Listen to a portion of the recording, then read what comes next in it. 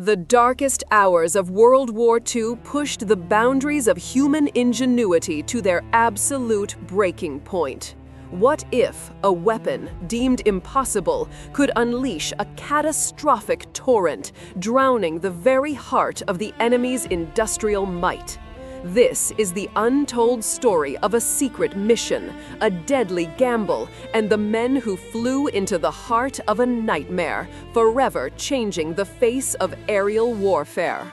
By the end of this film, you will understand the unprecedented courage and engineering genius that powered the legendary Dambusters raid, a moment when the Avro Lancaster bomber became an instrument of almost mythical destruction.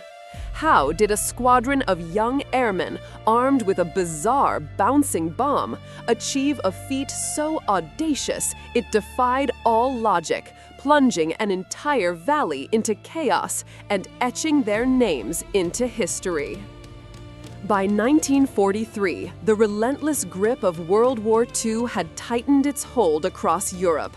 Nazi Germany, a formidable industrial titan, was powered by its sprawling factories and mines in the Ruhr Valley. This heavily fortified industrial heartland was an unstoppable engine of war, producing the steel, coal, and armaments essential for the Third Reich's brutal war machine. At its core lay a network of massive dams, the Möhne, the Eder, and the Sorpe. These seemingly impregnable structures were not merely reservoirs, they were the lifeblood of German industry, providing hydroelectric power, pure water for steel production, and crucial waterways for transport. Attacking them conventionally was a suicide mission. Their sheer size, reinforced concrete, and formidable anti-aircraft defenses made them impervious to standard bombing raids. The Allies needed a miraculous solution, a weapon so radical, so ingenious, that it could overcome the insurmountable defenses and strike a devastating blow where it would hurt the most. Enter Barnes Wallis, an engineer at Vickers Armstrongs. Wallis was no ordinary inventor. He was a visionary, renowned for his unconventional ideas and unyielding persistence.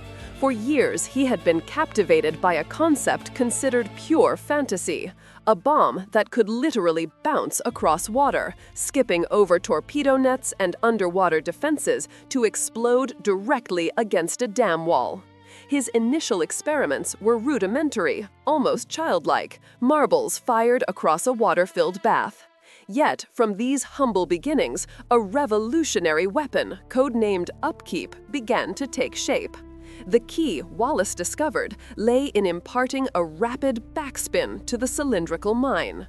This backspin, leveraging the Magnus effect, would allow the bomb to maintain its trajectory, skip gracefully over the water's surface, and then, upon impact with the dam, sink to a predetermined depth before detonating.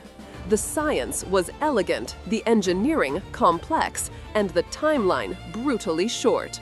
Wallis had mere weeks to perfect his deadly invention. Despite widespread skepticism, particularly from figures like Air Chief Marshal Sir Arthur Bomber Harris, who initially dismissed the idea as tripe of the wildest description, Wallis's fervent conviction prevailed. The Air Ministry gave the unseen project a green light, setting in motion one of the most audacious military operations in history. To deliver this unconventional weapon, a truly extraordinary aircraft was needed. The Avro Lancaster bomber, already a legendary workhorse of Bomber Command, became the chosen instrument. But the standard Lancaster, powerful as it was, required radical transformation. To accommodate the massive 9,000-pound Upkeep mine, the bomber's bomb bay doors had to be entirely removed. In their place, a specialized V-shaped cradle was installed, capable of suspending the cylindrical bomb and imparting a critical 500 revolutions per minute of backspin via a hydraulic motor. Further modifications were critical for this perilous low-level mission. The mid-upper gun turret was removed to reduce weight and drag, with its gunner repositioned to the nose to assist the bomb aimer. Crucially, 2 Aldis lamps were fitted, angled to project converging light beams onto the water. When these beams formed a perfect figure 8, the pilot knew they were flying at precisely 60 feet, the exact altitude required for the bomb to skip correctly. Every ounce of armor plating was stripped from the cockpit, a stark testament to the desperate need for speed and agility. These were not ordinary Lancasters. They were bespoke machines of precision, designed for a singular, unprecedented task. With the weapon and the aircraft in development, the next critical step was to assemble a crew capable of flying this impossible mission. In March 1943, under conditions of absolute secrecy, Squadron X was formed, soon to be officially designated No. 617 Squadron. Its leader was a man of unrivaled experience and unyielding determination, Wing Commander Guy Gibson. At just 24 years old, Gibson was already a decorated veteran, a pilot of extraordinary skill, and a reputation for pulling off miraculous feats. He hand-picked his aircrew from across the Commonwealth, Britain, Canada, Australia, New Zealand, even America, selecting only the most skilled, the most courageous, the men who had already beaten impossible odds multiple times over. The training that followed was brutal, pushing men and machines to their absolute limits. The squadron was forbidden from knowing their ultimate target, only that they had to master flying faster and lower than any bomber crew in history. Day after day, often under the cloak of darkness, they skimmed across the English countryside and reservoirs, including the Ruhr Valley, whose dams bore an eerie resemblance to their secret targets. They practiced flying at just 60 feet, a terrifying altitude that defied every safety protocol. Many cracked under the immense psychological pressure. Some crews washed out, unable to maintain the impossible precision required. The constant fear of hitting terrain or power lines was a grueling reality. Casualties during training, even before the real mission, were a grim foreshadowing of the peril to come. Pilots like David Maltby, known for bringing damaged Lancasters home against all odds, embodied the unflappable spirit forged in these intense weeks. This rigorous regimen transformed 617 Squadron into an elite unit, a band of brothers bound by shared risk and an unseen destiny. The night of May 16, 1943 arrived, cloaked in a full moon, chosen specifically for the light it would cast on the water, a crucial aid for the unconventional bomb aimers. For the 133 airmen of 6-1 Squadron, the moment of truth had come. In a final, somber briefing at RAF Scampton, the deadly targets were finally revealed, the great dams of the Ruhr. Nerves were frayed, but a quiet resolve settled over the room. 19 modified Lancasters, each bearing its enormous Upkeep mine, took off in 3 waves. Multiple Lancaster engines starting, distant rumble becoming louder. The journey itself was a nightmare of low-level navigation. Flying at treetop height, often just 100 feet above the ground, was their only hope of evading Germany's deadly radar and night fighter defenses. But this desperate tactic came at an unacceptable cost. Several aircraft were lost on the outbound journey. One clipped the turbulent North Sea, losing its bomb and forcing a return. Others, flying in the perilous darkness, tragically collided with high-tension power lines, exploding in a flash of light, their crews lost in an instant. As the first wave, led by Guy Gibson in G. George, approached the Myrna Dam, the air became thick with unleashed fury. German anti-aircraft guns, positioned on the dam towers and surrounding hills, opened fire, their tracers ripping through the night sky. The pilots had to maintain unwavering speed and the impossible 60-foot altitude while under direct, relentless attack. Gibson, demonstrating extraordinary leadership and courage, made his approach. The bouncing bomb, released with surgical precision, skipped perfectly across the reservoir. But it wasn't enough. 4 aircraft made their runs, their bombs striking, but the colossal dam held. Gibson, seeing the danger, made an audacious decision. He flew his own Lancaster parallel to the attacking aircraft, drawing the murderous enemy fire onto himself, acting as a live decoy. Under this unprecedented bravery, the 5th bomb, dropped by Flight Lieutenant Maltby, finally struck the fatal blow. A monumental explosion erupted against the dam face. Then, with a shuddering, deafening roar, the Myrna Dam began to crumble. A catastrophic breach, over 75 meters wide and 22 meters deep, tore through the concrete.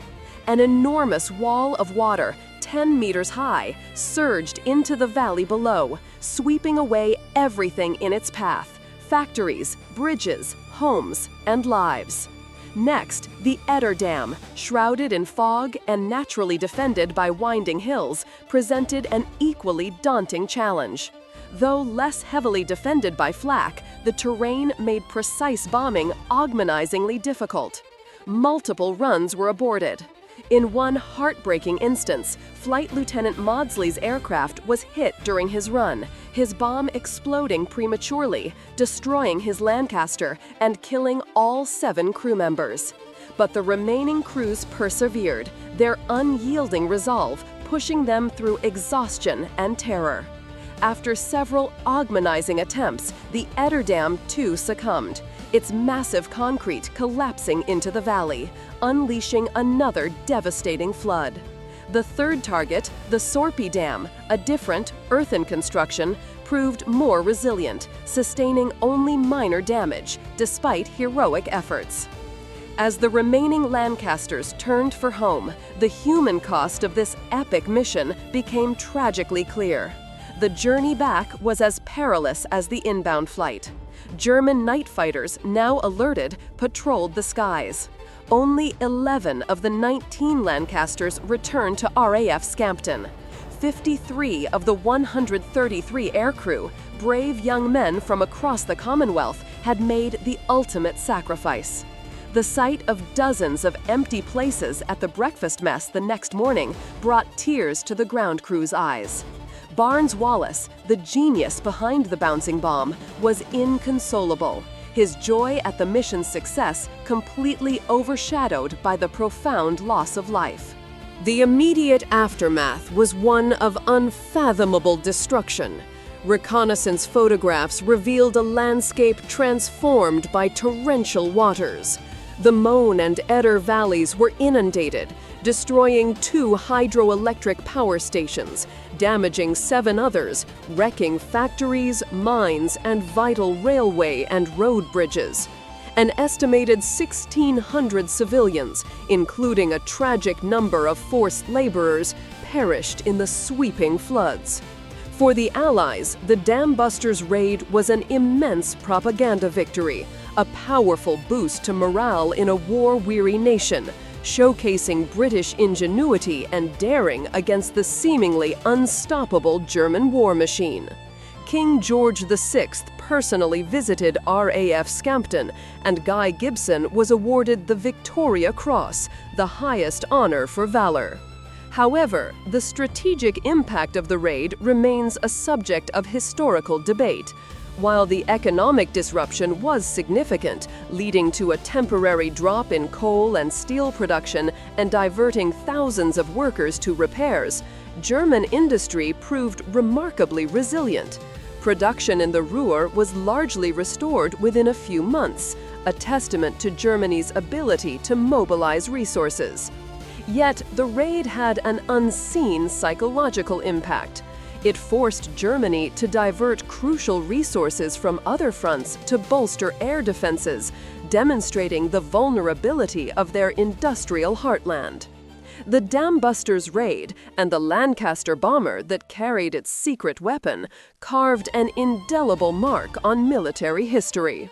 No 617 Squadron, forever known as the Dambusters, continued its legacy as a specialist precision bombing unit, going on to deploy other revolutionary weapons designed by Barnes Wallis, such as the massive Tallboy and Grand Slam earthquake bombs.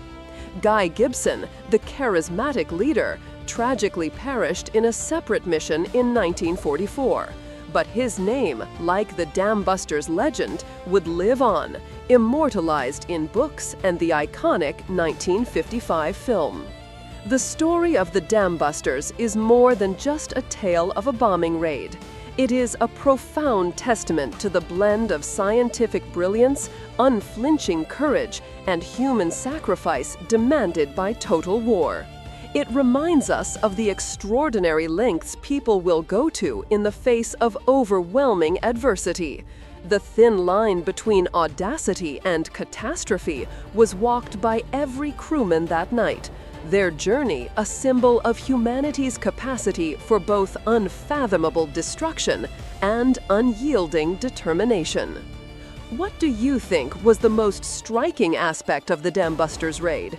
Was it the genius of Barnes Wallis, the adaptability of the Lancaster, or the sheer bravery of the aircrews? Share your thoughts in the comments below, and if you found this deep dive into military history compelling, hit that subscribe button and ring the notification bell to join us for more stories of unseen heroes and epic battles. Thank you for watching. Music, orchestral theme swells.